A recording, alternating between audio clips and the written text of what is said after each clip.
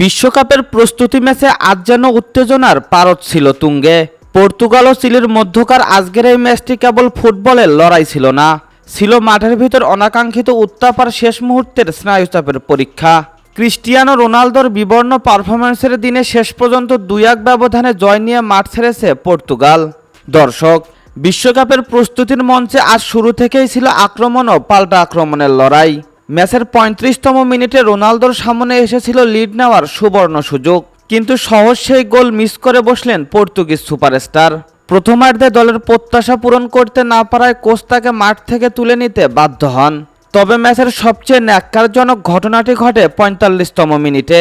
মাঠের লড়াই রূপ নেয় হাতাহাতিতে। দুই দলের খেলোয়াড়দের এমন অখেলোয়াড় সুলভ আচরণে মুহূর্তে উত্তপ্ত হয়ে ওঠে স্টেডিয়াম। এই মাসুল গুনতে হয় দুই দলকেই। রেফারি সরাসরি লাল কার্ড দেখিয়ে মাঠ থেকে বহিষ্কার করেন পর্তুগালের রাফায়েল নাভাল ও চিলের ইভান রোমানকে। দ্বিতীয়ার্ধে মাঠে নেমে যেন নতুন প্রাণ ফিরে পায় পর্তুগাল। ম্যাচের 98তম মিনিটে রোনালদোর বদলি হিসেবে নামা গঞ্জালো গুয়েডেস দুর্দান্ত এক গোল করে দলকে এগিয়ে দেন।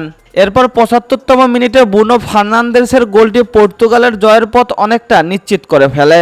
মনে হয়েছিল ম্যাচটি সহজেই পর্তুগালের দখলে থাকবে, কিন্তু 91তম মিনিটে চিলির লুকাস চাপেটা গোল করে ম্যাচের সমীকরণ পাল্টে দেন। শেষ দিকে চাপে পড়লেও 2-1 ব্যবধানের জয় নিশ্চিত করে মাঠ ছাড়ে পর্তুগাল। বিশ্বকাপের প্রস্তুতির এই জয় পর্তুগালের জন্য স্বস্তির হলেও রোনালদোর বর্তমান ফর্ম এবং মাঠে খেলোয়াড়দের মেজাজ হারানোর বিষয়টি নিয়ে চিন্তার খোরাক রয়ে গেল। তো দর্শক, রোনালদোর এমন হতাশাজনক পারফরমেন্স এবং শেষ মুহূর্তের এই জয় নিয়ে আপনার মতামত কি? আর মাঠের সেই অনাকাঙ্ক্ষিত মারামারির দায় কার? কমেন্ট বক্সে আপনার মতামত জানাতে ভুলবেন না। ফুটবল বিশ্বকাপের সব আপডেট পেতে আমাদের সাথেই থাকুন। ধন্যবাদ।